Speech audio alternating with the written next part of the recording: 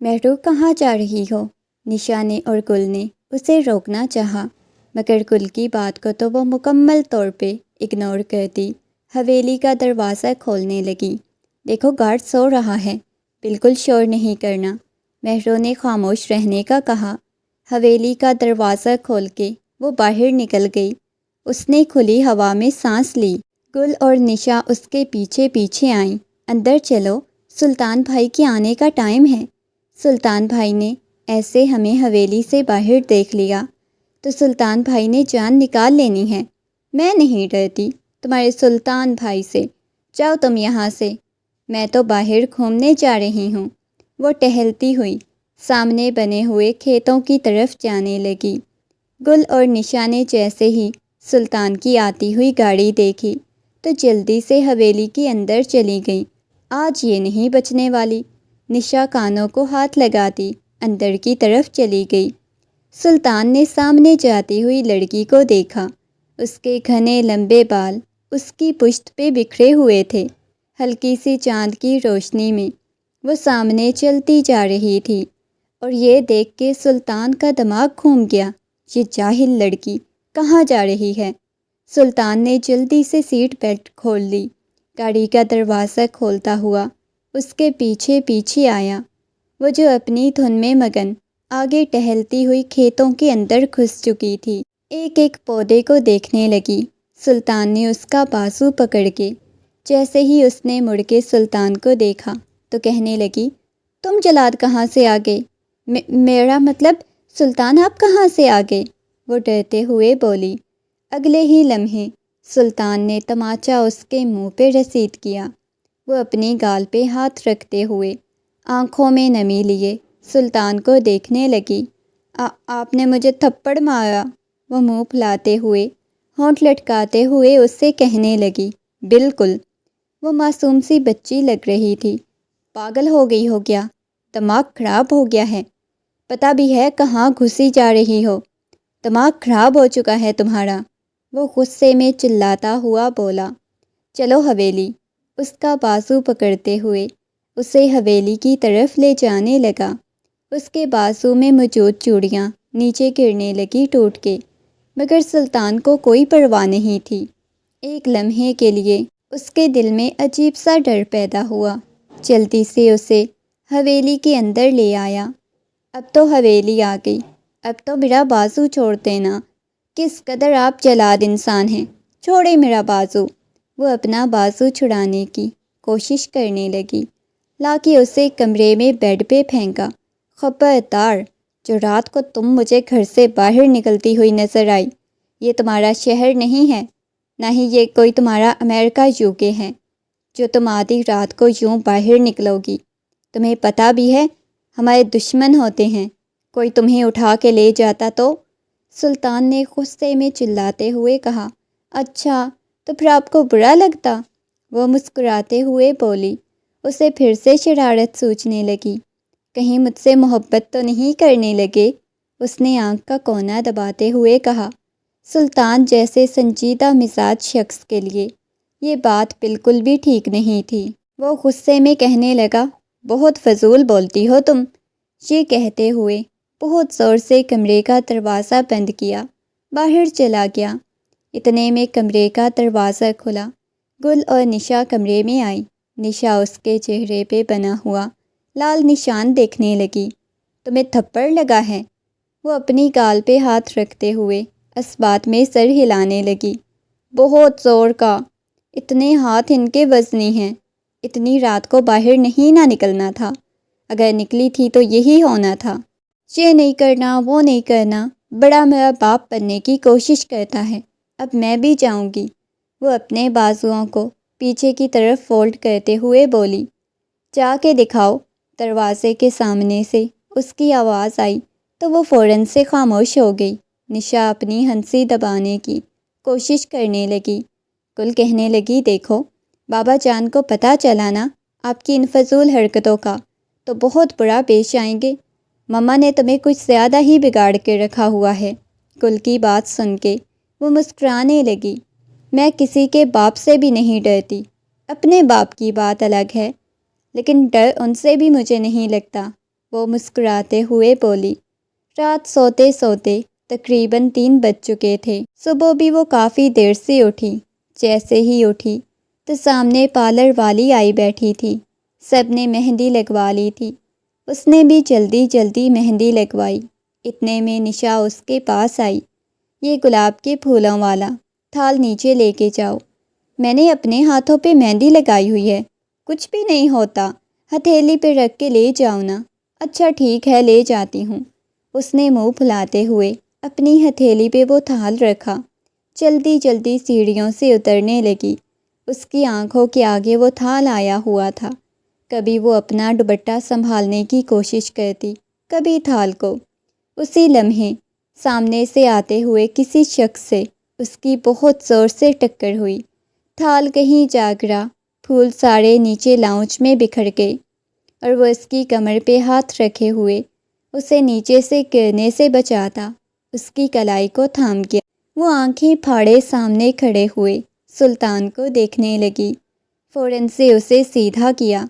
آپ کو شاید گلاسز کی ضرورت ہے، آپ کو نظر نہیں آتا، وہ غصے میں بولا، اور وہ اس کی شرٹ کو دیکھنے لگی جس پہ اس شخص نے غور نہیں کیا تھا۔ سوری سوری، بہت زیادہ، یہ کہتے ہوئے وہ جلدی سے آگے کی طرف چلی گئی۔ اتنی آسانی سے سوری تو کہنے والی نہیں تھی۔ وہ دوبارہ سے موبائل کان کے ساتھ لگاتا۔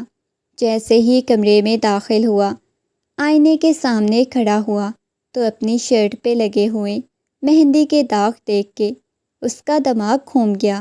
یا اللہ، مجھے صبر دے، وہ ضبط سے اپنی مٹھیاں بھینچتے ہوئے بولا۔ اپنی شرٹ اتار کے دور پھینکی۔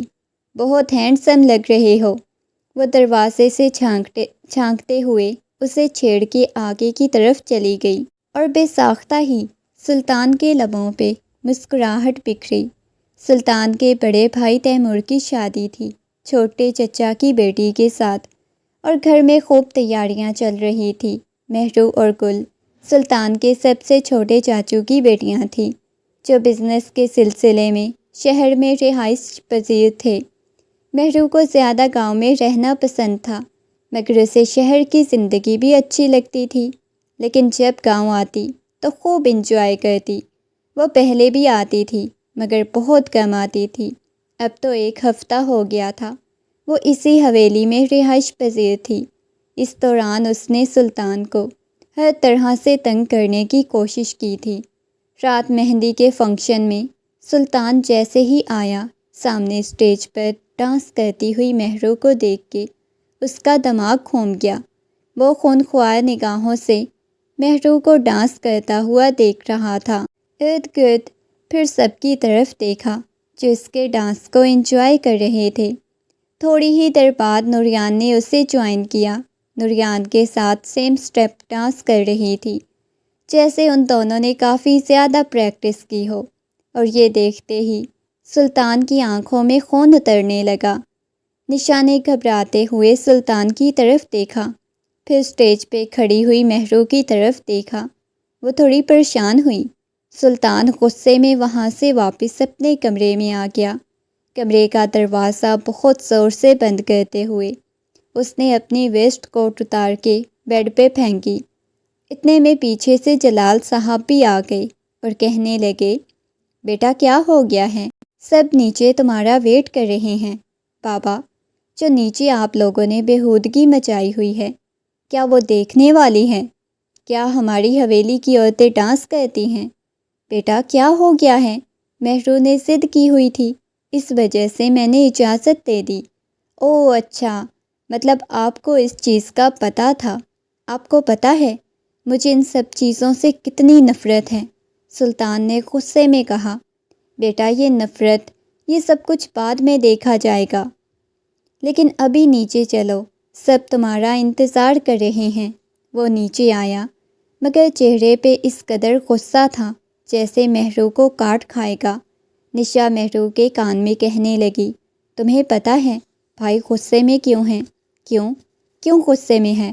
جو تم اسٹیج پہ کھڑی نوریان بھائی کے ساتھ ڈانس کر رہی تھی نا، اس وجہ سے بھائی کو اتنا غصہ آیا ہوا ہے۔ تو کیا ہے، میری کزن کی شادی ہے، ہم دونوں نے ڈانس کر لیا تو کون سی قیامت آ گئی؟ ویسے بھی یہ تو کوئی زیادہ ہی میرے باپ بننے کی کوشش کرتے ہیں، انہیں بتا دو میں ان کے قبضے میں نہیں آنے والی، وہ ہنستے ہوئے بولی، جبکہ نشا اسے سر سے پیروں تک دیکھنے لگی۔ یہ واقعی میں حقیقت نہیں جانتی، وہ اس کی طرف دیکھے جا رہی تھی۔ رات کافی دیر تک فنکشن چلتا رہا، سب لوگ چلے گئے، مگر مہرو اور کچھ کزنس ابھی تک لان میں بیٹھے ہوئے تھے، انجوائے کر رہے تھے۔ مہرو سب کو گانے سنا رہی تھی، اس کی سریلی آواز سن کے وہ تھک نہیں رہے تھے، جبکہ اوپر بلکنی میں کھڑا ہوا سلطان مسلسل خونخوار نگاہوں سے مہرو کو دیکھتا اندر ہی اندر جل رہا تھا۔ یہ لڑکی کب اپنے کمرے میں جائے گی؟ یہاں سے اٹھنے کا نام نہیں لے رہی۔ سلطان نے سگریٹ کو زمین پہ پھینکتے ہوئے اوپر اپنا پاؤں مارا، واپس آ کے صوفے پہ بیٹھ گیا۔ چلو بچوں، کافی رات ہو گئی ہے، اپنے اپنے کمرے میں جاؤ۔ فاریہ بیگم نے سب کو جانے کا اشارہ کیا۔ فاریہ بیگم کی بات سن کے سب اچھے بچوں کی طرح اپنے اپنے کمرے میں چلے گئے۔ وہ جیسے ہی کمرے میں داخل ہوئی، اپنے کمرے میں سلطان کو بیٹھا ہوا دیکھ کے اس کا رنگ اڑا۔ اب میں نے کچھ بھی نہیں کیا جو آپ یوں میرے کمرے میں آ کے بیٹھے ہیں۔ مہرو کی بات سن کے غصے میں اس کے بازو سے پکڑتا ہوا پیچھے دیوار کے ساتھ لگا گیا۔ آپ کیا کر رہے ہیں؟ اسے سلطان کی انگلیاں اپنے بازوؤں میں پیوست ہوتی ہوئی محسوس ہونے لگیں۔ یہ سب کچھ کیا تھا؟ سلطان نے غصے میں پوچھا۔ کیا مطلب ہے؟ تمہاری ہمت کیسے ہوئی سارے غیر مردوں کے سامنے ڈانس کرنے کی، وہ بھی ایک غیر مرد کی باہوں میں نے غصے میں کہا۔ سلطان، آپ کو کیا ہو گیا ہے؟ اس نے غصے میں سلطان کو خود سے دور دھکا دیا۔ آپ کون ہوتے ہیں مجھ پہ یہ حق جتانے والے؟ خبردار جو آپ نے دوبارہ آ کے مجھ پہ حق جتایا، مہرو غصے میں چلاتے ہوئے بولی۔ مہرو کی بات سن کے وہ اسے پیچھے دیوار کے ساتھ لگا گیا۔ میں کروں گا، میں آج بھی کروں گا، میں آئندہ بھی کروں گا۔ اگر آج کے بعد تم نے بھی ایسا کوئی کارنامہ سر انجام دینے کی کوشش کی، یہ کہتے ہوئے وہ کمرے کا دروازہ بہت زور سے بند کرتا باہر چلا گیا۔ انہوں نے الگ ہی اپنا رعب مجھ پہ جھاڑنا ہوتا ہے، جس کو دیکھو مجھ پہ رعب جھاڑ رہے ہوتے ہیں۔ آئینے کے سامنے جا کے کھڑے ہوتے ہوئے اپنے گجرے اتارنے لگی۔ اتنے میں نشا بھی کمرے میں آ چکی تھی۔ ویسے سلطان بھائی کی باتوں کو کبھی سیریس بھی لے لیا کرو، وہ سنجیدہ ہوتے ہیں تمہارے ساتھ اور تم ان کی ہر بات کو مذاق میں اڑا دیتی ہو۔ وہ سونے کے لیے لیٹ گئی، وہ بھی آ کے دوسری طرف سے لیٹ گئی۔ یار نشا، مجھے تمہارا بھائی بہت عجیب لگتا ہے، کتنا کھڑوس قسم کا ہے، کبھی نرمی سے بات نہیں کرتا، کبھی اچھے موڈ میں نہیں ہوتا، مجھے ایسے مرد نہیں پسند۔ یہ کہتے ہوئے وہ کروٹ بدلتی آنکھیں بند کر گئی۔ جاؤ جا کے چینج تو کر لو۔ نہیں، میں انہی کپڑوں میں سونے لگی ہوں۔ یہ کہتے ہوئے وہ آنکھیں بند کر گئی۔ پتہ نہیں تم بہت عجیب قسم کی لڑکی ہو۔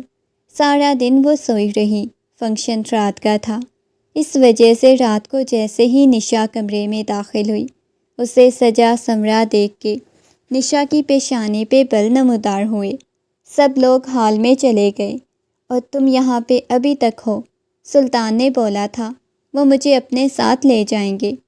رات تک تو تمہیں سلطان اچھا نہیں لگ رہا تھا، اب تمہیں سلطان کے ساتھ جانا ہے؟ پیچھے سے گل بھی آ گئی، اسے سر سے پیروں تک دیکھنے لگی۔ تمہیں پتہ ہے مہرو، اگر سلطان بھائی نے تمہیں ایسے حلیے میں دیکھ لیا نا تو تمہاری جان نکالیں گے۔ نشا نے بھی اس کی ہاں میں ہاں ملائی۔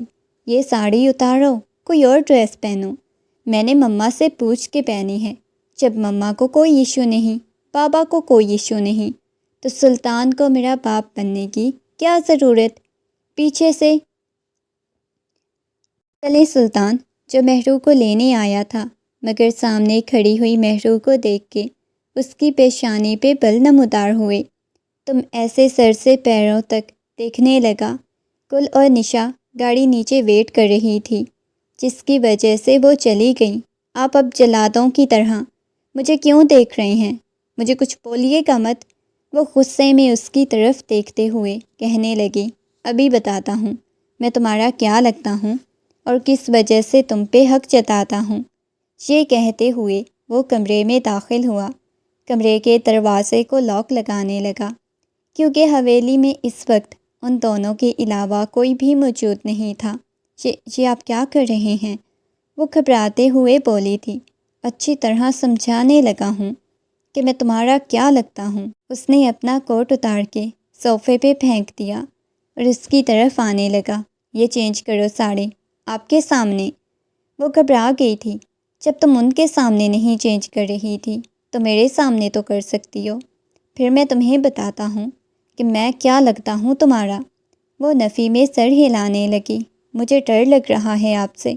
آپ میری طرف کیوں آ رہے ہیں؟ وہ ایک ایک قدم بڑھاتا اس کے پاس آ گیا، اس کی دونوں کلائیوں کو تھام کے اسے اپنے قریب کیا۔ جاننا چاہتی ہو میں کون لگتا ہوں تمہارا؟ تم پہ حق کیوں جتاتا ہوں؟ اب پورے حق کے ساتھ تمہیں بتاؤں گا کہ میں تمہارا کیا لگتا ہوں۔ بیٹا تم دونوں آ گئی ہو، لیکن ابھی تک مہرو کیوں نہیں آئی؟ فاریہ بیگم کی بات سن کے نشا کہنے لگی، وہ مما انہوں نے سلطان بھائی کے ساتھ آنا تھا۔ یہ سن کے فاریہ بیگم کے لبوں کی مسکراہٹ غائب ہو گئی۔ گل نے یہ چیز اچھی طرح نوٹ کی تھی۔ آنٹی بس وہ لوگ نکل آئے تھے، ہمارے پیچھے پیچھے ہی تھے، آپ پریشان مت ہوں، ابھی آ جائیں گے۔ جبکہ فاریہ بیگم کو عجیب سی بے چینی لگی ہوئی تھی۔ وہ دونوں اکیلے ہوں گے، کہیں سلطان اسے حقیقت نہ بتا دے، سلطان اس کے ساتھ آگے ہی نہ بڑھ جائے۔ سلطان کی نیت میں پچھلے کچھ دنوں سے نوٹ کر چکی ہوں، یا اللہ۔ وہ موبائل نکالتے ہوئے سلطان کو کال کرنے لگیں، مگر سلطان کا نمبر بند جا رہا تھا۔ یہ مرد بھی کس قدر رنگین مزاج ہوتے ہیں۔ وہ اپنے بیٹے کی وجہ سے بہت زیادہ پریشان ہو گئیں، کہیں وہ ناگن میرے بیٹے کو بہکا ہی نہ لے۔ اب میں کیا کروں؟ وہ جا کے کرسی پہ بیٹھ گئی۔ مما کیا ہو گیا ہے؟ نشا نے نرمی سے پوچھا۔ آ جائے نا، زینب آپی کے پاس بیٹھتے ہیں، تم جا کے بیٹھ جاؤ۔ فنکشن سٹارٹ ہو چکا تھا، بہت ساری رسومات ادا ہو رہی تھی، مگر 3 گھنٹے ہو چکے تھے، وہ دونوں ابھی تک نہیں آئے تھے۔ فاریہ بیگم مسلسل ان کا انتظار کر رہی تھی۔ فروہ بیگم کہنے لگی، کیا ہو گیا ہے؟ شاید کہیں اور چلے گئے ہوں، آپ کو پتہ تو ہے مہرو کے بارے میں، الٹے سیدھے پلان سوچتے رہتے ہیں، بیچارے کو کہیں پھنسا دیا ہوگا۔ پریشان مت ہوں آپ، وہ تو تمہاری بیٹی ہے، تم اس کے بارے میں اچھی طرح جانتی ہوں، اسے کن کن چکروں میں پھنسانا آتا ہے۔ فاریہ بیگم کی بات سن کے فروہ بیگم کے لبوں کی مسکراہٹ غائب ہوئی تھی۔ کتنی حسین لگ رہی ہو تم اس وائٹ میکسی میں۔ وہ اسے سر سے پیروں تک دیکھنے لگا، اس کے پیچھے کھڑا ہوا تھا۔ دیکھو تمہیں اپنے ہاتھوں سے سجایا تو کتنی حسین لگ رہی ہو تم۔ ہلکی سی لپسٹک، آنکھوں میں بس ہلکا سا کاجل، بنا میک اپ کے وہ روئی روئی سی سوجی ہوئی سرخ آنکھیں، چلو آ جاؤ چلیں، سرخ آنکھیں، چلو آ جاؤ چلیں، پورے حق کے ساتھ لے جاتا ہوں۔ اس کے ہاتھ کو اپنے ہاتھ کی گرفت میں لیا۔ وہ کسی بے جان مجسمے کی طرح اس کے ساتھ چلتی جا رہی تھی۔ اسے ایسے لگ رہا تھا جیسے اس کے وجود میں جان ہی باقی نہ ہو۔ جو حقیقت وہ جان چکی تھی، جو راز اس پہ کھل چکا تھا، اس کا دل کھوکھلا ہونے لگا، بس اس کے ساتھ کھینچی چلی جا رہی تھی، کٹی پتنگ کی مانند۔ کے پاس آئی، آخری سیڑھی پہ وہ گرنے لگی تھی جب اسے تھام لیا۔ کبھی گرنے نہیں دوں گا، ہمیشہ اپنا سہارا دے کے تمہیں اپنے ساتھ لگا کے رکھوں گا، اپنے سینے سے، پورے حق کے ساتھ، جیسے آج تم میرے پاس تھی ویسے ہی رکھوں گا۔ مگر اسے سلطان کی باتوں سے کوئی فرق نہیں پڑ رہا تھا۔ ابھی تک کہیں نہ کہیں وہ سلطان کو محسوس کر رہی تھی۔ مہرو جیسے ہی آئی، نشا اسے دیکھتے ہی اس کے پاس آئی۔ تم نے آنے میں اتنی دیر کی ہے، کیا ہوا ہے؟ تم روتی رہی ہو کیا؟ وہ اس کی آنکھوں کو دیکھتے ہوئے بولی۔ وہ اس سے نگاہیں چرانے لگی۔ نہیں، کچھ بھی نہیں ہوا، بس میری طبیعت اچانک بہت تیز خراب ہو گئی تھی، اس وجہ سے سلطان مجھے ہاسپٹل لے کے گیا تھا، تم نے چینج بھی کر لیا ہے؟ ہاں، وہ بس میری طبیعت نہیں ٹھیک، میں سائڈ پہ بیٹھنے لگی ہوں۔ یہ کہتے ہوئے وہ جا کے پیچھے بیٹھ گئی اور ٹیبل پہ اس نے اپنا سر ٹکا لیا۔ نہ جانے کتنے آنسو اس کی آغوش میں گر گئے۔ فروا بیگم اس کے پاس آئیں۔ مہرو بیٹا، کیا ہو گیا ہے؟ انہوں نے مہرو کے پاس چیئر رکھتے ہوئے اس سے پوچھا۔ اس کے آنسوؤں کو صاف کرنے لگی۔ کچھ بھی نہیں ہوا مما، وہ نرمی سے مسکراتے ہوئے بولی۔ بیٹا، آپ روتی رہی ہو؟ آپ کو سلطان نے کچھ بولا ہے کیا؟ اس نے نفی میں سر ہلا دیا۔ نہیں، کچھ بھی نہیں کہا۔ اور اگلے ہی لمحے اس نے آنکھیں بند کیں تو وہ لمحے اس کی آنکھوں کے سامنے گھومنے لگے۔ سلطان بھلا مجھے کیا کہہ سکتا ہے؟ کسی نے مجھے کچھ بھی نہیں کہا، بس مما طبیعت خراب ہے۔ ان کے ہاتھوں کو پکڑتے ہوئے اپنی گال پہ رکھ لیا۔ بیٹا، تمہیں تو بخار ہو رہا ہے، اچانک سے کیا ہوا ہے؟ پہلے تم پریشان ہوتی ہو، تب تمہیں بخار ہوتا ہے۔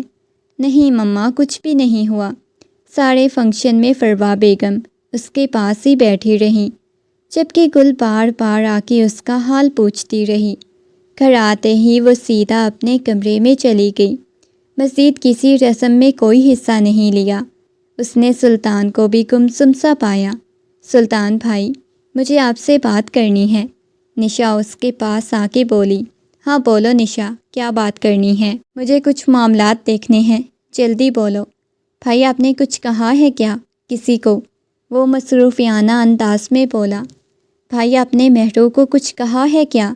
کیوں، میں نے مہرو کو کیا کہنا ہے؟ کیا ہوا ہے؟ وہ لاپرواہی سے بولا۔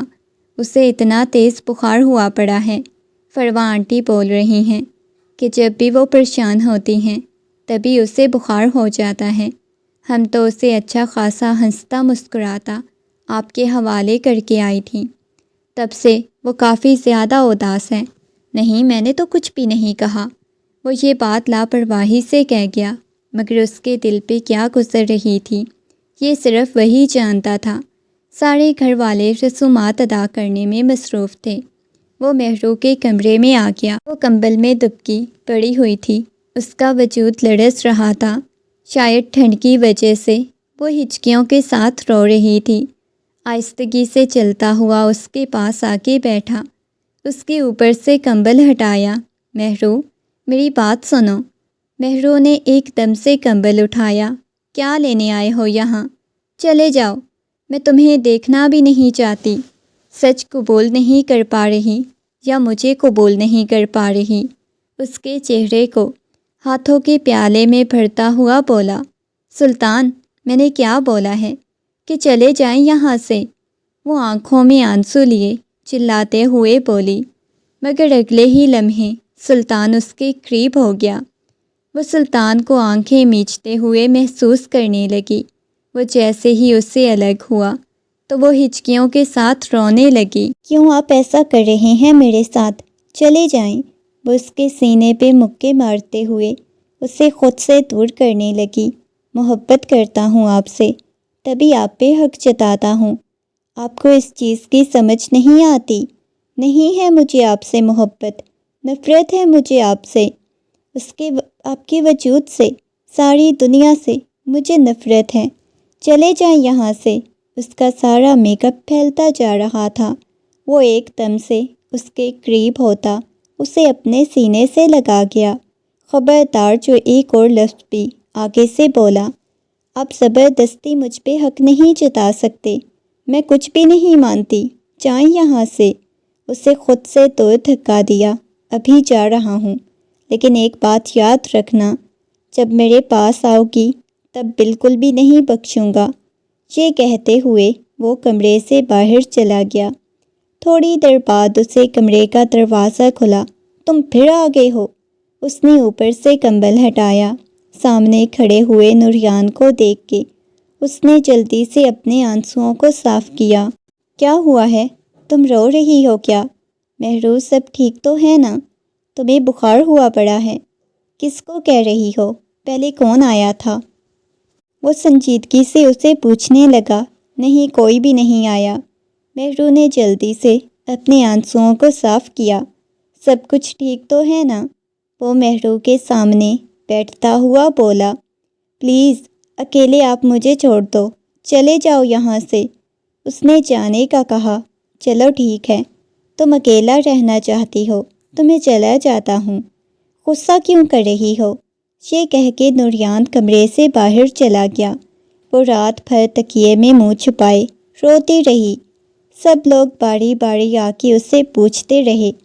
اس کے بابا کتنی دیر تک اسے اپنے سینے سے لگا کے بیٹھے رہے، مگر اس نے کسی کو کوئی جواب نہیں دیا، نہ وہ کسی سے بات کرنا چاہتی تھی۔ اور سلطان جانتا تھا یہ سب کچھ اس کے رویے کی وجہ سے ہو رہا ہے، اور سبھی اس کی وجہ سے کافی زیادہ پریشان ہو گئے۔ اگلے دن اس نے ولیمے کا فنکشن اٹینڈ کرنے سے بھی انکار کر دیا۔ وہ وہاں پہ بھی نہیں گئی، بس اپنے بستر میں دبکی رہی۔ آدھی رات کو اس کے کمرے کا دروازہ کھلا۔ وہ بلکنی کے پاس کھڑی ہوئی تھی۔ وہ چلتا ہوا اس کے پاس آیا۔ اس نے بیڈ پہ کھانا رکھا اور اس کے پاس آیا، اس کے بازو سے پکڑ کے بیڈ کی طرف لے کے آیا۔ چھوڑے میرا بازو۔ وہ اپنا بازو چھڑانے کی کوشش کرنے لگی، مگر اس نے بیڈ پہ بٹھایا۔ کھانا کھائیں؟ نہیں، میں نے کھانا۔ وہ غصے میں بولی۔ کس چیز پہ غصہ آیا ہوا ہے؟ خود پہ، مجھ پہ، یا پھر گھر والوں پہ؟ بتائیں مجھے۔ اس کے کندھوں سے پکڑ کے اسے جھنجھوڑا۔ جو سچ ہے، جو حقیقت ہے، اسے قبول کریں۔ میں آپ کو کمزور نہیں دیکھنا چاہتا۔ میں نے کہا تھا کہ آپ بہادر بنیں گی جب تک آپ میرے پاس آئیں گی، لیکن آپ تو ٹوٹ کے بکھر رہی ہیں۔ پھر مجھے کیسے برداشت کریں گی؟ بتائیں۔ اس کی آنکھوں میں دیکھتا ہوا بولا۔ وہ آنکھیں چرانے لگی۔ وہ جب بھی سلطان کی آنکھوں میں دیکھتی، اسے کچھ عجیب سا محسوس ہونے لگتا۔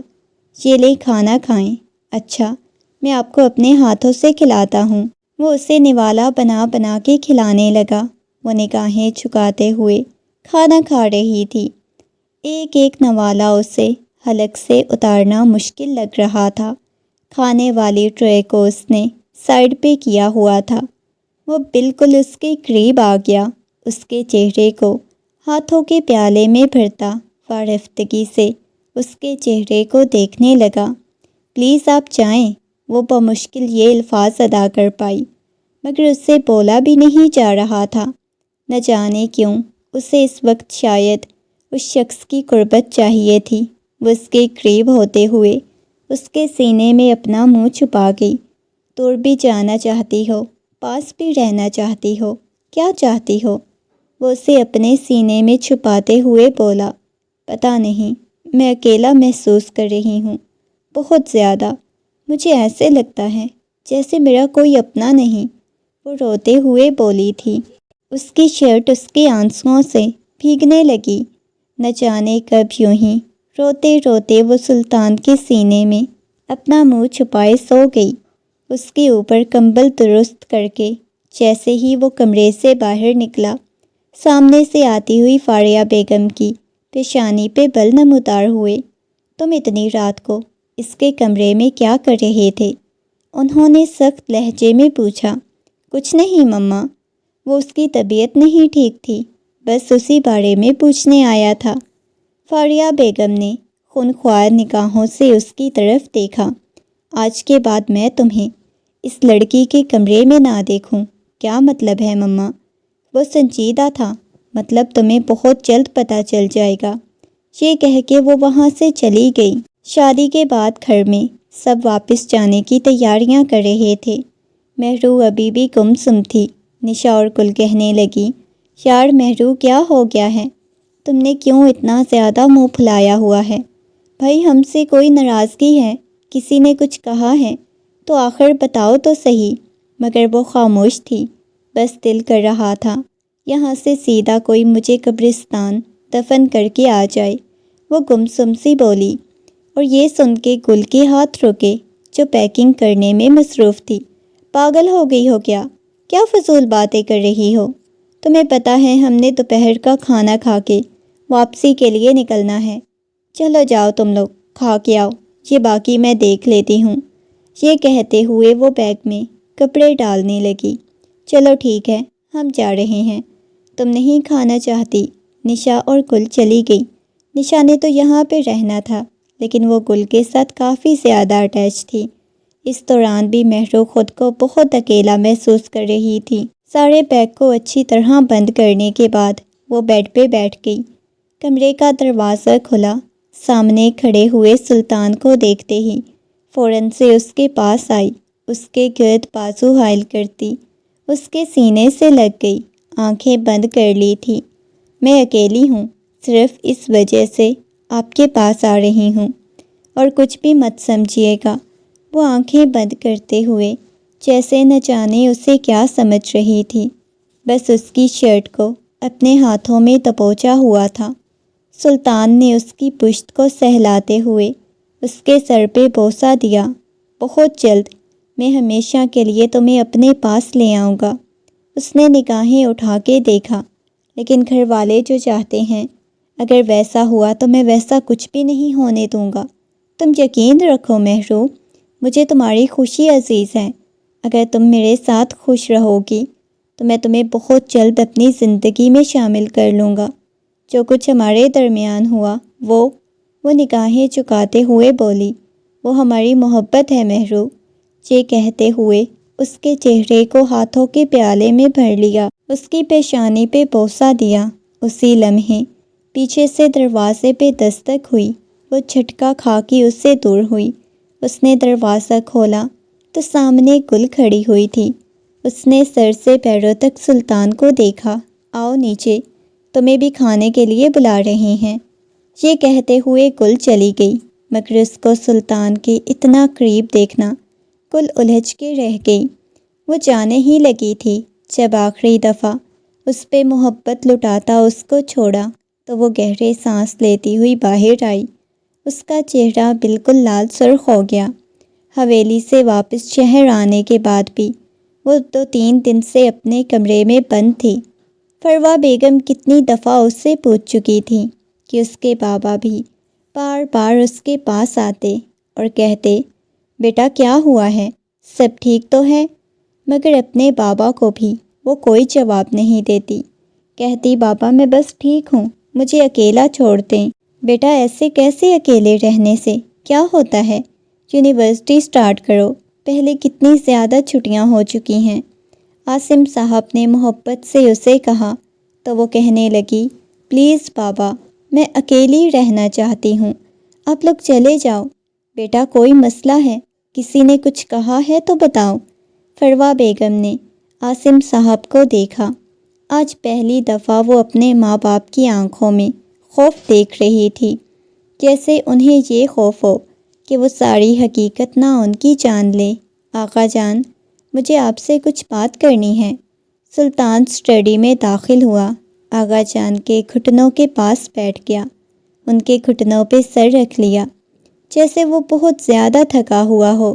شادی کے بعد وہ گاؤں کے معاملات میں الجھ گیا تھا۔ آج ہی اسے موقع ملا تھا۔ وہ فوراً سے آغا جان کے پاس آ گیا۔ کیا ہوا ہے بچے، اتنے زیادہ پریشان کیوں ہو؟ آغا جان نے شفقت بھرا ہاتھ اس کی پیشانی پہ رکھا۔ آغا جان، میں چاہتا ہوں کہ ہم اس رشتے کو توڑنے کے بجائے اسے جوڑ دیں۔ آغا جان، میں چاہتا ہوں آپ میری اس کی رخصتی کروائیں مہرو کے ساتھ۔ مہرو کے ساتھ نہیں بیٹا، ایسا ممکن نہیں ہے، تمہیں پتہ ہے بہت مشکل ہے۔ تمہاری ماں اور بابا اس چیز کے لیے نہیں مان رہے۔ اگر نہیں مان رہے تو بچپن میں پھر ہمارا نکاح کیوں کروایا؟ میرے ذہن میں تو وہ بچپن سے چھائی ہوئی ہے نا آغا جان، وہ نرمی سے بولا۔ آغا جان کہنے لگے، دیکھو تمہارے ماما بابا جب یہ نہیں چاہتے، وہ اس لڑکی کو اس گھر میں قبول نہیں کرنا چاہتے، تو تم کیوں ایسے ضد کر رہے ہو؟ بیٹا اسے اپنے دل سے نکال دو۔ تمہیں پتہ ہے عاصم اور فروا بھی نہیں چاہتے کہ وہ اس گھر کی بہو بنے۔ اگر وہ اس گھر کی بہو بنے گی تو سارے راز فاش ہو جائیں گے، اور عاصم اور فروا نہیں چاہتے کہ اسے حقیقت پتہ چلے۔ اس وجہ سے بیٹا تم خاموش ہو جاؤ۔ لیکن آغا جان کیوں؟ میں کیوں خاموش ہو جاؤں؟ میں اس سے محبت کرنے لگا ہوں۔ اس کی آنکھوں میں تکلیف تھی۔ بیٹا کبھی کبھی انسان کی زندگی کے لیے اپنی محبت کو مارنا پڑتا ہے، وہ بچی مر جائے گی اگر اسے حقیقت پتہ چلے گی۔ تو میرا کیا آغا جان؟ وہ رو دینے کو تھا۔ آغا جان کہنے لگے، تمہیں خود کو سنبھالنا ہوگا، تم مرد ہو اور اس بچی سے دور ہو، اس کے ذہن میں خود کو لے کے کوئی بات مت ڈالنا۔ آغا جان کو کیا معلوم تھا کہ وہ اس کے ساتھ کس حد تک آگے بڑھ چکا ہے، اور وہ مایوس ہو کے کمرے سے باہر نکل آیا، اپنے کمرے میں جانے لگا۔ جب پیچھے سے اسے نوریان کی آواز آئی، کیا ہو گیا ہے؟ اتنے زیادہ پریشان کیوں ہو؟ نوریان کی بات سن کے سلطان نے نفی میں سر ہلایا۔ محبت کر بیٹھے ہونا، کیا مطلب ہے؟ سلطان نے غصے میں اسے دیکھا۔ جانتا ہوں آپ کو محبت ہو گئی ہے اپنی اس حسین کزن مہرو سے، کیا ہے نا، اس پہ میرا دل بھی بے ایمان ہو رہا ہے۔ سلطان نے جیسے ہی اسے خونخوار نگاہوں سے دیکھا، وہ ہنستے ہوئے کہنے لگا، مذاق کر رہا ہوں، آپ سیریس مت لیجیے گا، یہ نہ ہو کہ میری بوٹیاں بنا کے کتوں کو پھینک دیں، مذاق کر رہا ہوں۔ بابا جان کو منا لینا، کیا ہو جائے گا؟ آغا جان کو بولیں، آپ مہرو کے ساتھ شادی کرنا چاہتے ہیں، ویسے بھی آپ کی عمر جا رہی ہے۔ وہ اس کی باتوں کو مذاق میں اڑا رہا تھا۔ نوریان، میری نظروں سے دور ہو جاؤ۔ یہ کہتے ہوئے وہ اپنے کمرے میں داخل ہوتے ہی اس نے زور سے کمرے کا دروازہ بند کیا۔ اسے اپنے وجود سے جان نکلتی ہوئی محسوس ہونے لگی۔ وہیں دروازے کے ساتھ ٹیک لگائے وہ نیچے بیٹھ گیا۔ رات کا نہ جانے کون سا پہر تھا جب وہ کھڑکی سے اندر داخل ہوا۔ مہرو جو جھٹ سے کھڑکی کی طرف دیکھا، سامنے کھڑے ہوئے سلطان کو دیکھ کے اسے اپنی آنکھوں پہ یقین نہیں آ رہا تھا کہ وہ شخص اس کے سامنے کھڑا ہے۔ مہرو کو لگا کہ وہ کوئی خواب دیکھ رہی ہے۔ اس نے فوراً سے سلطان کے چہرے پہ ہاتھ رکھا، آپ سچ میں میرے سامنے کھڑے ہوئے ہیں، میں کوئی خواب تو نہیں دیکھ رہی؟ وہ اس کی گال کو چھوتے ہوئے بولی تھی۔ اس کی داڑھی جیسے ہی مہرو کے ہاتھ میں چبھی تو اسے احساس ہوا جیسے اس کے اندر کچھ بدلا ہوا تھا۔ اس شخص کو دیکھتے ہی جو مکمل ہو گیا، اس کے گرد بازو حائل کرتی وہ اس کے سینے سے لگ گئی تھی، اور سلطان نے اس کے گرد بازو حائل کرتے ہوئے اس کے بالوں میں اپنا چہرہ چھپا لیا، آنکھیں بند کر گیا۔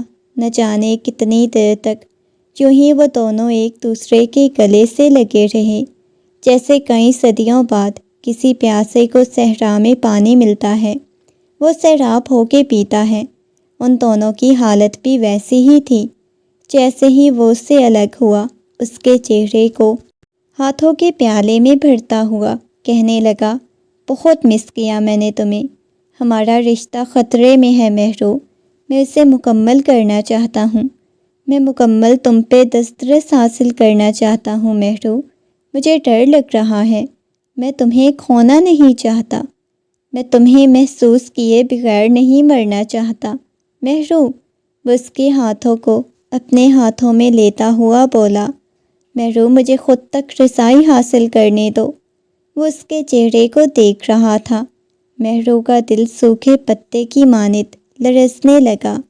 اس رات کی ایک گستاخی مہرو ابھی تک بھول نہیں پائی تھی، اور اس کا یوں اتنے قریب آنا مہرو ڈر رہی تھی، پیچھے ہونے لگی۔ نہیں، رشتے کے لیے مان جائیں گے نا، دیکھنا سب کچھ ٹھیک ہو جائے گا، مما بھی مان جائیں گی، آپ کی فیملی والے بھی مان جائیں گے، کوئی نہیں مانے گا۔ پھر مہرو ہم ایسے کرتے ہیں، یہاں سے چلے جاتے ہیں، کہیں دور چلے جاتے ہیں جہاں ہم اکیلے ہوں گے۔ نہیں، فیملی والوں کو تو ہم نہیں نہ چھوڑ سکتے۔ وہ روتے ہوئے اس کی پیشانی سے پیشانی ٹکا گیا۔ پھر مجھے خود پہ حق جتانے دو نا، وہ آنکھیں بند کرتا ہوا بولا۔ وہ رو رہی تھی ہچکیوں کے ساتھ، تب حق جتانے دوں گی۔ پھر بتائیں وہ کون سا راز ہے جس کے ڈر سے اتنا بڑا فیصلہ ہو رہا ہے، مجھے وہ راز بتائیں۔ وہ روتے ہوئے بولی، پہلے اتنے بڑے راز مجھ سے چھپائے گئے ہیں، آپ کی اور میرے نکاح کی بات، کون کون سی باتیں مجھ سے چھپائی گئی ہیں، لیکن ایسا کون سا راز ہے جس کے بعد خود کو سب سے دور سمجھنے لگی ہوں، مجھے کوئی اپنا محسوس نہیں ہوتا، مجھے لگتا ہے آپ لوگ مجھ سے باتیں چھپاتے ہو۔ کوئی میرا اپنا نہیں۔ وہ کون سا راز ہے جس کی بنا پہ یہ رشتہ ٹوٹ رہا ہے؟ ضرور کوئی بھیانک ہوگا میرے بارے میں، وہ روتے ہوئے بولے جا رہی تھی، مگر وہ مزید اس کی باتیں نہیں سننا چاہتا تھا۔ مہرو وہ آہستگی سے سرگوشیانہ انداز میں اسے بے بس کر گیا۔ فاریہ، مجھے لگتا ہے سلطان انٹرسٹ لے رہا ہے مہرو میں۔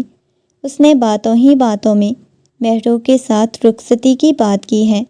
فاریہ بیگم جو اپنے ہاتھوں پہ لوشن لگا رہی تھی، ان کے ہاتھ رکے۔ انہوں نے گھور کے اپنے پاس بیٹھے ہوئے شوہر کو دیکھا اور پھر کہنے لگی، ایسا ممکن ہی نہیں، میں کبھی ایسا نہیں ہونے دوں گی۔ ضد پر اڑی ہوئی ہیں۔ وہ اس بات میں سر ہلا گئی۔ ضد ہے تو ضد ہی سمجھو، لیکن میں کبھی اس لڑکی کو اس گھر کی بہو نہیں بننے دوں گی۔ اس گھر میں اگر کوئی بہو بن کے آئے گی تو وہ صرف میری بھانجی ہوگی، اس کے علاوہ کوئی نہیں ہو سکتی۔ تم ضد چھوڑ دو گی تو سارے مسئلے حل ہو جائیں گے، اور میں ضد ہی تو نہیں چھوڑنا چاہتی۔ اس گھر کی بہو صالحہ بنے گی۔ صالحہ کے علاوہ میں کسی اور کو اس گھر کی بہو برداشت نہیں کر سکتی۔ اگر آپ لوگ ایسا کرنے کی کوشش کرو گے تو پھر آپ لوگ اچھی طرح جانتے ہو کہ میں کیا کر سکتی ہوں۔ ہر چیز برباد کرنے کی طاقت رکھتی ہوں۔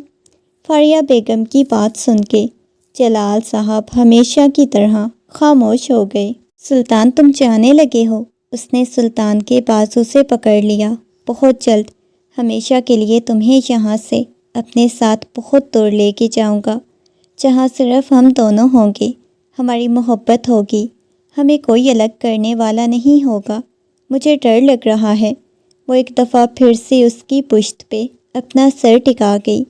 وہ اس کے ہاتھوں کو پکڑتا ہوا سیدھا ہوا۔ دیکھو، تمہارے ماما بابا جاگ جائیں گے، ٹھیک ہے؟ انہیں پتہ چل جائے گا میں یہاں پہ آیا تھا۔ دیکھو، صبح ہونے والی ہے، مجھے اب چلنا چاہیے۔ وہ نرمی سے بولا تھا۔ اس کے چہرے کو ہاتھوں کے پیالے میں بھر لیا۔ وہ اس کے قریب ہو گئی، اس کی پیشانی سے پیشانی ٹکاتا کہنے لگا، میں نے بولا ہے نا، میں بہت جلد آؤں گا اور تمہیں یہاں سے لے کے جاؤں گا۔ میرا دل بند ہو جائے گا اگر آپ نے آنے میں دیر کر دی۔ میں مر جاؤں گی۔ پاگل ہو کیا؟ کیوں ایسی باتیں کر رہی ہو؟ ایک دفعہ پھر سے اسے اپنے سینے سے لگا کے اپنے مضبوط بازوؤں کے حصار میں چھپا لیا۔ میری جان ہو تم، میری زندگی ہو۔ میں نے بچپن سے تمہیں چاہا۔ آپ کی بچپن کی محبت اس محبت کا مقابلہ نہیں کر سکتی جو مجھے آپ سے ہو رہی ہے۔ مجھے محبت نہیں، عشق ہو رہا ہے۔ وہ ایڑیاں اٹھاتی اس کے کندھے پہ اپنا سر ٹکا گئی۔ وہ اس کے سہارے ہی کھڑی ہوئی تھی۔ کیا ہو گیا ہے؟ کیوں اتنی کمزور ہوتی جا رہی ہو؟ مجھے کچھ ہو رہا ہے، میرا دل بند ہوتا ہے۔ مجھے ایسے لگتا ہے کوئی ایسا راز ہے جو آپ لوگ مجھے نہیں بتانا چاہتے۔ مجھے خوف محسوس ہو رہا ہے۔ میں خود کو اتنا تنہا محسوس کر رہی ہوں کہ ماما بابا سے بھی کوئی سوال نہیں کر رہی۔ ان کے پاس سے بھی مجھے اپنائیت کا احساس نہیں ہو رہا۔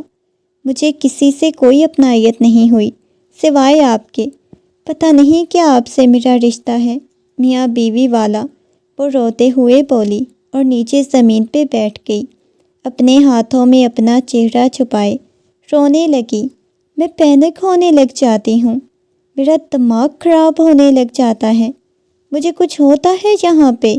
وہ اس کے ہاتھ کو اپنے دل پہ رکھتے ہوئے بولی، جو بہت شدت سے دھڑک رہا تھا، اچھا میرا بچہ، میں بہت جلدی آپ کے پاس آؤں گا، سلطان کی جان۔ یہ کہتے ہوئے وہ اسے دلاسا دینے لگا، وعدہ کرو پریشان نہیں ہوگی۔ وہ اس کے ہاتھ کو پکڑتے ہوئے بولا، میں کوشش کروں گی، لیکن بس مجھے اپنے پاس لے جائیں۔ مجھے آپ کے پاس اپنائیت کا احساس ہو رہا ہے۔ شاید اس کے دل میں نیا نیا عشق کا جذبہ جاگا ہوا تھا، جس کی وجہ سے سلطان کے علاوہ کسی اور چیز کے بارے میں سوچ بھی نہیں پا رہی تھی۔ نہ جانے آپ نے کون سا جادو کر دیا ہے مجھ پہ، میں آپ کے بغیر ایک پل بھی نہیں رہ سکتی۔ اب تم مکمل طور پہ میری ہونا، اس نے آنکھ کا کونا دبا کے کہا تھا۔ جیسے اسے چھیڑا تھا۔ وہ اس کے سینے میں اپنا چہرہ چھپا گئی۔ چلو اب میں چلتا ہوں۔ ایک محبت بھرا آخری بوسہ اس کی پیشانی پہ دیتا ہوا وہ چلا گیا۔ اس کے بعد وہ نہیں جانتا تھا وہ کبھی دونوں مل پائیں گے یا نہیں، مگر وہ امید لیے بیٹھی ہوئی تھی بہت جلد اسے ملے گی۔ وہ تو جا چکا تھا۔ وہ آ کے بستر پہ بیٹھ گئی، اپنے وجود پہ اس شخص کی خوشبو کو محسوس کرنے لگی، اپنے ہاتھوں کو دیکھنے لگی، آئینے کے سامنے جا کے کھڑی ہو گئی۔ اس کی گالیں بالکل لال سرخ ہو رہی تھی۔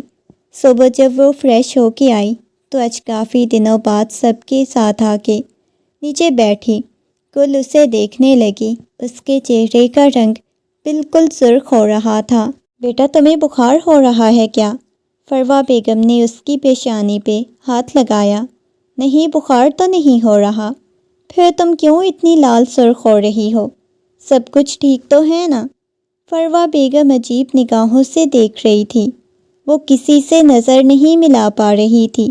جی مما سب کچھ ٹھیک ہے۔ وہ ابھی بھی گھبرائی ہوئی لگ رہی تھی۔ آج یوں نہیں جانا ہے کیا؟ مما میری طبیعت نہیں ٹھیک، میں یہاں تک آ گئی ہوں، یہی بہت ہے۔ بیٹا تمہیں کیا ہوتا جا رہا ہے؟ عاصم صاحب نے سنجیدگی سے اسے دیکھا مگر وہ خاموش ہو گئی۔ بیٹا دیکھو، اگر کوئی بات ہے تو آپ سیدھی سیدھی مجھے بتاؤ، آپ کا رویہ اب مجھے زج کر رہا ہے۔ عاصم صاحب نے بیزار لہجے میں بولا، بابا بس میں کچھ دن آرام کرنا چاہتی ہوں، اس کے بعد سب کچھ نارمل ہو جائے گا۔ اور شاید اسے یہ لگ رہا تھا کیونکہ ابھی ہی تو وہ سلطان کی قربت سے نکلی تھی، اسے کچھ اچھا محسوس ہو رہا تھا۔ دن گزرنے لگے۔ اس نے ایک دفعہ پھر سے یونیورسٹی جانا سٹارٹ کر دیا۔ 2 دن سے اس کی سلطان سے بات نہیں ہو رہی تھی۔ وہ کال پک نہیں کر رہا تھا۔ اس نے نشا کے نمبر پہ کال کی تو اسے اندازہ ہوا وہ کچھ ٹائم کے لیے دبئی گیا ہوا ہے۔ وہ تو پاگل ہونے لگی تھی۔ وہ تو اسے بتا کے ہی نہیں کیا۔ کیا مطلب ہے؟ واپس کب تک آئیں گے؟ کہہ رہے تھے 2 مہینے تک واپس آئیں گے۔ کیا مطلب انہیں بولو نا، مجھ سے رابطہ کر لیں۔ ان کا ہمارے ساتھ کوئی رابطہ نہیں، اچانک سے چلے گئے ہیں۔ کہہ رہے تھے کہ جلدی واپس آئیں گے، مہینے تک، 2 مہینے تک، کیا مطلب ہے؟ اور وہ تو سلطان سے بات کرنے کے لیے بے تاب ہو رہی تھی۔ روزانہ رات تک تو 3 بجے تک وہ اسے کالز کرتی رہتی، مگر نمبر بند ہونے کے باوجود بھی وہ اس پہ کالز اور میسیجز کرتی رہتی۔ ہزاروں میسیج وہ ایک رات میں کر دیتی۔ اس کا دل بند ہونے لگ جاتا تھا۔ پچھلے کچھ دنوں سے اس کی طبیعت کافی زیادہ خراب ہونے لگی۔ فروا بیگم تو مزید اس کی دن بدن بگڑتی ہوئی حالت دیکھ کے پریشان ہو رہی تھی۔ وہ کمرے سے باہر بہت کم نکلتی تھی، کمزور ہوتی جا رہی تھی اور رنگت اس کی پیلی پڑنے لگی۔ تم ایسے بھاگ گئے ہو، ایسا کیوں کیا تم نے؟ نوریان موبائل کان کے ساتھ لگائے اس سے بات کر رہا تھا۔ پتہ نہیں کیوں میں بہت زیادہ بے چین ہو رہا تھا۔ مجھے پتا تھا کہ میں وہاں پہ رہتا تو میں کبھی خود پہ کنٹرول نہ کر پاتا۔ تمہیں پتہ ہے اگر میں نے خود پہ کنٹرول نہ کیا تو سب کچھ برباد ہو جائے گا۔ مما ضد چھوڑ دینا تو سب کچھ ٹھیک ہو جائے گا۔ آنٹی کو سمجھا سمجھا کے ہم لوگ تھک چکے ہیں، لیکن وہ آپ کی شادی سالیہ کے ساتھ کرنا چاہتی ہیں۔ آپ سالیہ کے ساتھ شادی کر لیں، اسے بھی اپنے ساتھ رکھ لیں، مما بھی خوش ہو جائیں گی۔ پاگل ہو گئے ہو کیا؟ وہ کبھی بھی اپنے اوپر سوتن برداشت نہیں کرے گی۔ آپ نے انہیں اس قدر اپنی محبت میں مبتلا کیوں کیا؟ میں نے بس اسے اپنے اور اس کے رشتے کی حقیقت بتائی تھی، مگر وہ اس سے بھاگتی آ رہی تھی۔ مجھے نہیں پتا کب میری قربت میں مجھے بھی عشق ہو گیا، وہ بھی پاگل ہو گئی۔ مجھے کچھ سمجھ نہیں آ رہی، لیکن تم ایک کام کرو، تم وہاں پہ بیٹھے رہو، وہ یہاں پہ، بہت کچھ گڑبڑ ہو جائے گا۔ پلیز تم واپس آ جاؤ یار، میں نہیں آنا چاہتا۔ تمہیں پتہ ہے میں خود پہ کنٹرول نہیں کر پا رہا، ذرا سا بھی نہیں کر پا رہا۔ میں چاہتا ہوں کہ وہ بس کہیں سے میرے پاس آ جائے، اور ابھی بھی یہاں میں کیسے بیٹھا ہوا ہوں یہ صرف میں جانتا ہوں۔ اسے بات کرنے کو میرا دل بےتاب ہے، لیکن میں بات نہیں کر سکتا کیونکہ میں پاگل ہونے لگتا ہوں۔ میرا اپنے اوپر کوئی کنٹرول نہیں۔ اس لڑکی نے مجھے مکمل طور پہ اپنے قبضے میں کیا ہوا ہے۔ یہ کہہ کے اس نے کال کٹ کر دی۔ نوریان نے موبائل سائڈ پہ رکھ دیا۔ یا اللہ، اس کا کیا بنے گا؟ کاش فاریہ آنٹی کو ہی عقل آ جائے اور اپنے بیٹے کی زندگی نہ برباد کریں۔ بیٹا کتنی دفعہ بولا ہے، فضول چیزیں نہ کھایا کرو، پہلے اتنی زیادہ بیمار ہوئی پڑی ہو، اوپر سے آدھی رات کو بیٹھ کے پاستا کھا رہی تھی، اب دیکھو ہو گیا نا وامٹنگ، چلو ڈاکٹر کے پاس لے چلتی ہوں۔ نہیں مما، مجھے کہیں بھی نہیں جانا۔ وہ سیڑھیوں کی طرف گئی۔ ابھی بھی وہ پہلی سیڑھی پہ قدم رکھا تھا، وہ نیچی سیڑھی پہ ہی بیٹھ گئی۔ اس کا سر چکرانے لگا۔ مما، مجھے ہر چیز گھومتی ہوئی محسوس ہونے لگی ہے، اٹھو بیٹا، کمرے میں لے جاؤں۔ اس کے بعد وہ ہوش و حواس سے بیگانہ ہو گئی۔ انہوں نے عاصم صاحب کو کال کر دی، گل کو بلایا، ساتھ ہی ساتھ ڈاکٹر بھی آ گئی، مگر وہ بے ہوش پڑی ہوئی تھی، بالکل کمزور سی لگ رہی تھی۔ ڈاکٹر چیک اپ کرنے کے بعد کہنے لگی، یہ ماں بننے والی ہے اور ان کی ڈائٹ کا آپ ذرا بھی خیال نہیں رکھ رہے۔ ڈاکٹر کی بات سن کے ان کے سر پہ آسمان ٹوٹ پڑا۔ ڈاکٹر میڈیسن دیتی چلی گئی۔ جیسے ہی اسے ہوش آئی تو عاصم صاحب نے زوردار تماچا مہرو کے منہ پہ رسید کیا۔ یہ کس کا بچہ ہے؟ وہ غصے میں چلاتے ہوئے بولے، اور بچے کا نام سنتے ہی اس کے چہرے پہ ہوائیاں اڑنے لگیں۔